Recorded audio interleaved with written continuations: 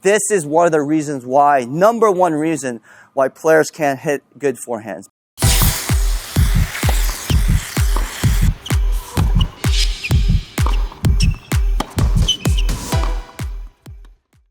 Have you ever wondered why, like when pros are playing, they don't look like they're using their knees a lot, like going up and down on their swing, but all of your coaches are saying, hey, you guys, you have to use your knees better. You gotta bend your knees, get lower. So why do coaches say that? And how do you not bend your knees like actually bending them and actually able to hit the low ones just like the pros? I'm gonna tell you today.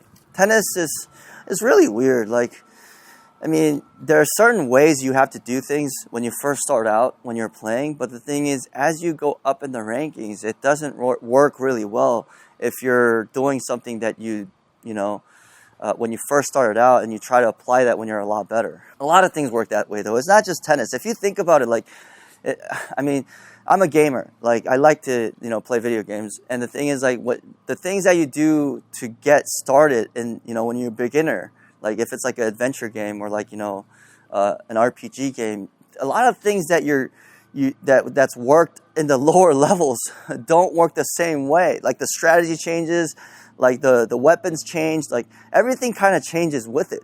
So like when you're trying to apply the same thing that you learned when you're a beginner and you try to do it in the top level, it just messes you up so much and you just have like no idea why you lost because you feel like that was the fundamentals. And that was the most important thing that coaches talked about. But now that you're better, like you're like, oh, I have to go back to fundamentals. That's all, that's probably basically all you learn because you probably don't have a coach to guide you to your intermediate, advanced, and then the pro level. So anyways, this is one of the things. Like bending your knees on your forehand is one of the toughest things to do correctly. Now, why do I know that? I'll explain a little bit later. But when you're you don't see, like, it doesn't matter if you're going, open stance or closed stance. You don't see Federer going down and then going up to hit the ball. You see him moving like this, and he's able to hit those low shots, but he doesn't bend like this. I mean, Nadal, as much as he's like he's very physical, but you don't see Nadal going like super low and then going up, or even when he's going semi-open stance, he doesn't go, it's just the knees are not used that way. Now, the correct way to use your knees is the knees are more like a suspensions in the car. So it needs to be soft and soft enough, but it needs to have that bounce. It needs to have that rebound effect for rhythm and for more power. But you're not actually going down. Unless you have a deep Western, that's another story. But sometimes I go off and talk too much, so I'm just going to get straight to the point. So how do you do it? You don't bend your knees and hit the ball. You have to keep your base wide. I know you've heard that before, but you have to keep your base wide, which actually means that you're already a little bit down, and keep your knees slightly bent for the rebound effect. And what you do is as your weight shifts forward, it doesn't shift forward in a parallel way to the court. So as you're shifting your weight forward, your pelvic tilt happens. Now, as your pelvic tilt happens, your shoulder tilt happens too. It's basically parallel to your hips. Your shoulders are almost parallel to your hips. So when your pelvis actually and your core, and you're pushing your hips out that way, once you push out that way, that pelvic tilt happens. And what that does is when you're taking the racket down, you're not trying to take the racket down with your hands. Your racket is taken down with the tilt. So even if I'm here, and if my base is wide, and I push my hips that way to get my weight moving forward, so you see how I'm leaning actually back, but my weight is shifting forward. Now, the reason why I'm doing that is because my racket needs to go down, and if I take it down with my hand and my arms, it's not going to go down far enough. It's going to feel super awkward. So what happens is you tilt the pelvis as you're pushing out forward. You don't even have to think about the tilt. Just push the pelvis forward.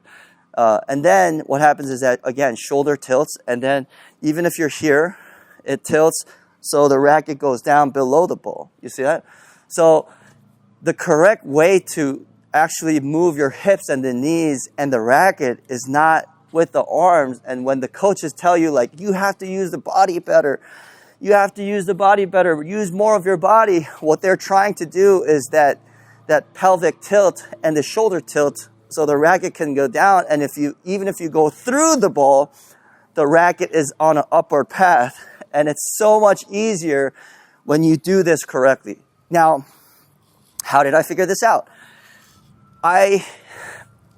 Honestly, my forehand is one of the best forehands in the world. Like, I could actually say that like very confidently because I've been taught by the best, actually. Like, Nick Bollettieri, Nick Saviano, and I've went to like the best coaches, and they love my forehand. And my forehand was one of the best shots in the game. I hit with Tommy Haas, Sharapova, like Venus, Max Marino, you name it.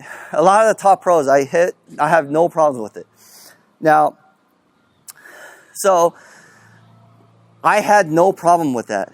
But when I was teaching these junior players that were hitting awesome, super well, like in practice, but when they go into matches, they couldn't play. Like, they couldn't hit their forehand to save their life. The reason,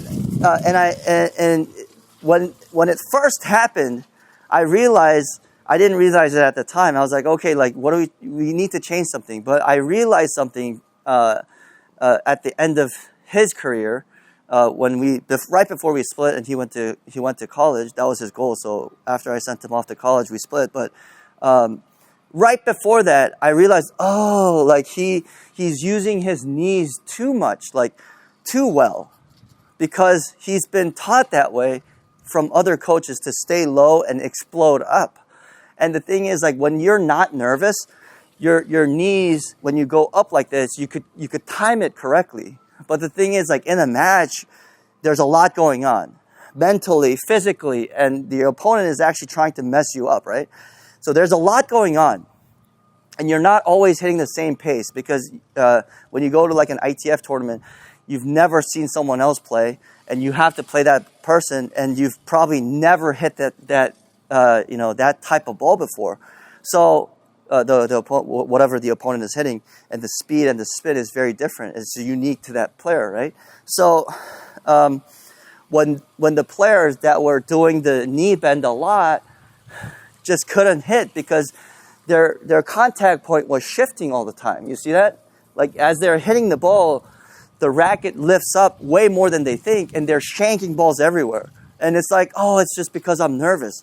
But it wasn't that. I found out that it's the core and the shoulder movement and the weight distribution when you're doing the weight transfer. That has to be corrected, and it's not a knee bend, and the weight doesn't shift like this, but it shifts this way, and the racket goes down automatically. You see that? And on the open stance is a little bit different. The semi-open stance to closed stance, and the closed stance and the neutral stance this is one of the reasons why, number one reason why players can't hit good forehands, because of their the core movement and the shoulder movement that they're lacking, and the rotation. That all kind of comes together if you do this correctly. But it's not something you could correct right away, but you have to get used to it. This is something that takes a little bit more time than 2 weeks to actually fix. Now, next video, I'm going to tell you about the open stance, but before that, I'm going to show you how it's done. Okay, so normally players go like this, and they lift up and they miss it. And they shank the ball like, because they're lifting look at the contact point. You see that? And they're getting too much spin, and there's not enough drive forward. So they can't really figure out what's going on. Now, the correct way of doing things is moving that hip and pushing this hip forward so you're getting that tilt naturally, and the racket goes down naturally. You see that? So once that hip goes forward,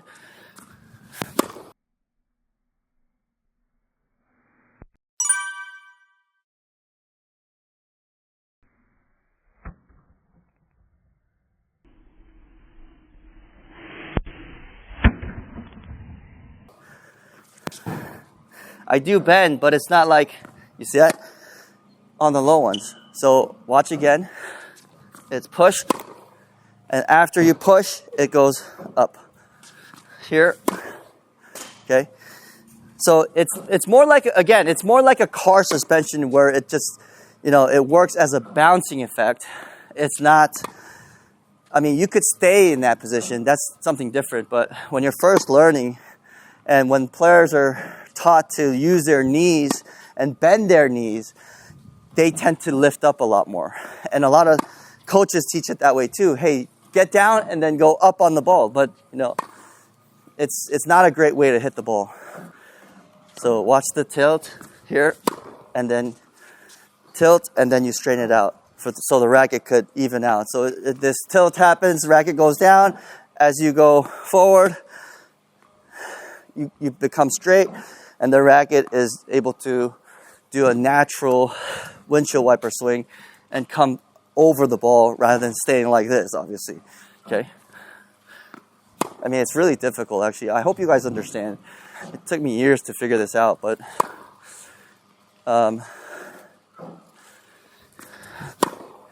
okay. And you're getting that natural downswing.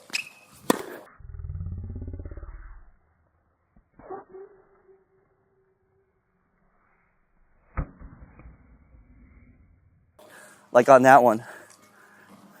Okay. And the open stance is a little bit different, so I'm going to teach you that on the next one. And thanks for watching, guys. I'll see you in the next one.